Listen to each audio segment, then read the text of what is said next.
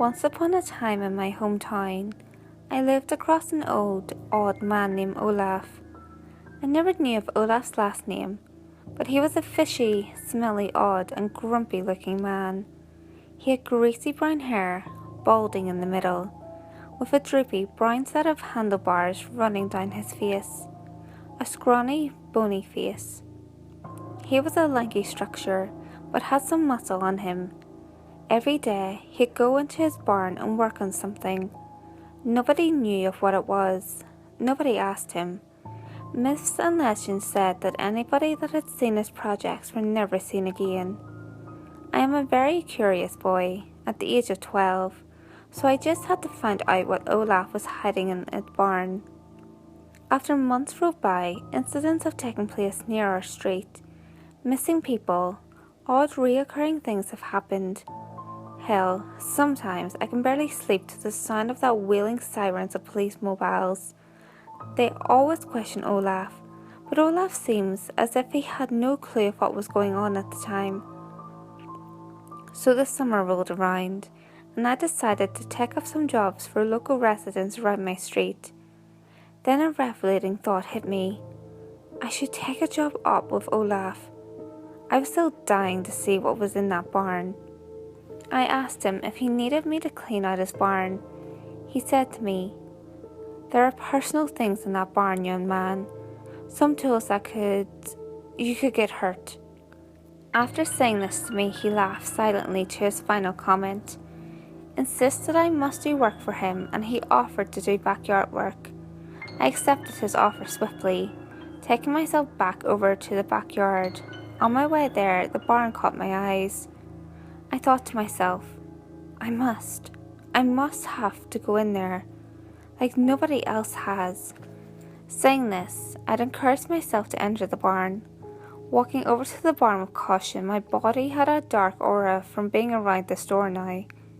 I opened the barn door as the sun illuminated the darkness of the barn. A crack of light shined across the barn, barely revealing the innards of this creepy atmosphere. The streak of light led me to a little chain hinging from the ceiling. Pulling the chain down with little force here, a small crackle came from above. The barn would be somewhat lightened from the bulb. Then suddenly, the barn door slammed loudly. I ran over to it, trying to push through, but something on the other side was holding it in place. Searching for a way out, I realized nothing was going to get me out of here. This barn was sealed. Even the windows were blocked from the outside and the inside. I began to research around the barn, only finding clatter on the desk and various files of odd specimens. I began to examine the ceiling. I noticed that a trapdoor was near the door. Maybe there's a way out here after all. I opened the trapdoor without caution. A ladder quickly assembled and crashed through the floor. I go down with the floor, landing hard on the stone ground. From above, I heard laughter and wheezing. Olaf came in with a large lantern and a devilish grin on his face. "I told you not to fiddle around my barn, boy. Now, you may roam down this place. I'd love to stay and chat, my son, but he must awake. Olaf is now." Olaf went over to what I assumed was his desk. I'd hear him grunting an effort. Then I heard a creak. The stone walls began to creak and grind loudly. It sounded as if gears were grinding upon the walls. Then at this point, I thought my ears were bleeding. I heard a screech so high and pitched that I could even break mirrors. It sounded as if whatever this thing is, it had just arrived from hell. After whatever came into place, it stopped and the stone halls were silent. Then Olaf began to laugh. He left the barn, locking it. I had no intention of going down that hall. I wanted to curl up and stay in this corner, where the little beam of light shot down. After sitting down here for 5 minutes, trying to wonder what it is down in these halls, a large, screeching noise began to ride down the walls. It sounded as if blades were scratching loudly across the walls.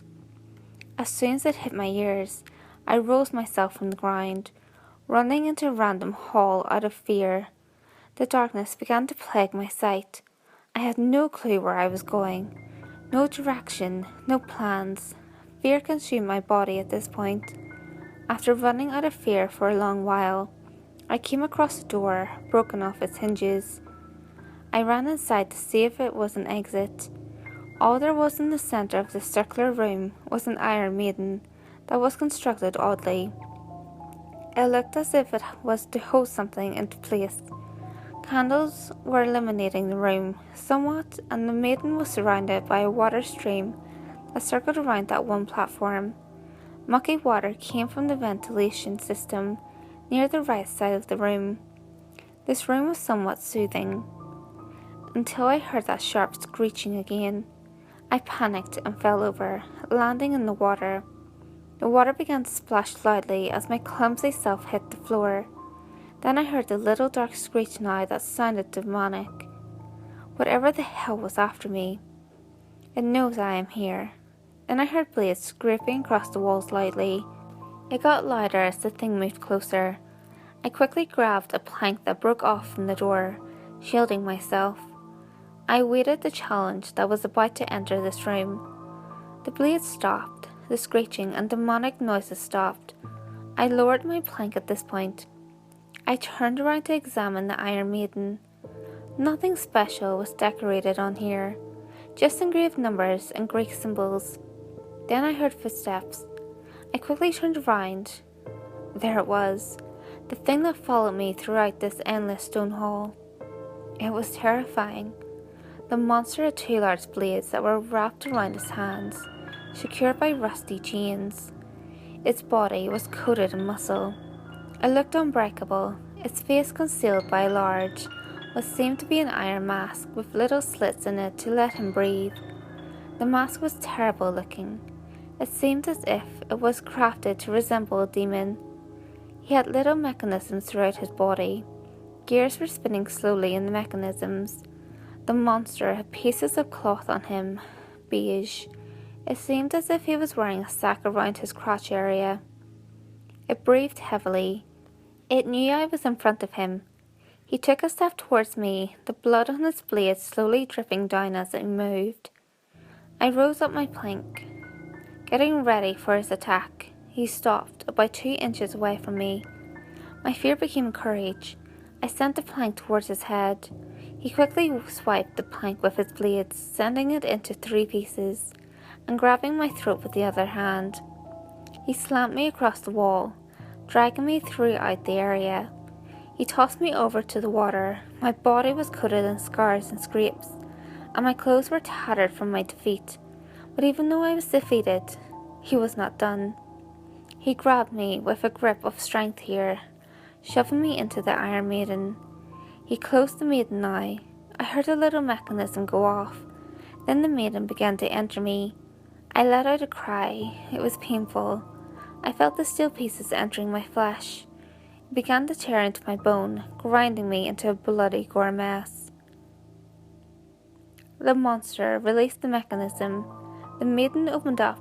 The boy spilled out of the maiden as a gore mess. His innards were hung upon the sharp pieces of steel in the maiden. The monster took his remains to the room in the back. He put them in a leather sack, hanging it on the ceiling, with the other racks of the dead bodies. The moral of the story is, ladies and gentlemen, when somebody doesn't want you in their barn, do not go in it. There are a lot of tools that can get you hurt in there.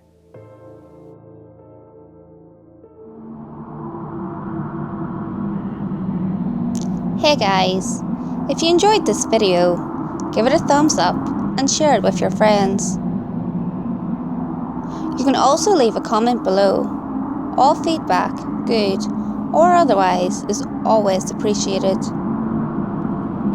If you have any creepy stories of your own, or have any topics that you would like me to cover, feel free to send them in via any of my social media.